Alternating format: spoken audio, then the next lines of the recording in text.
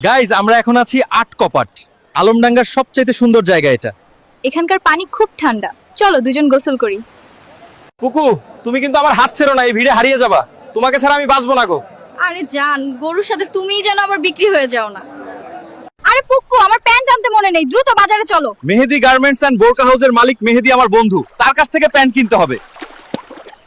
জান, আমার শখের জুতাটা হারিয়ে গেছে, গরুর হাটে একটা জুতা কিনতে হবে, কই থেকে কিনি কত?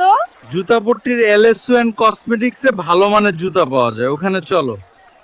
পুক্কু, আমাদের একটা মোটরসাইকেল দরকার, তাহলে তোমায় নিয়ে ভালোভাবে ঘুরতে পারতাম। তাহলে চলো। আলমডাঙ্গার পুরাতন মোটরসাইকেলের হাটে।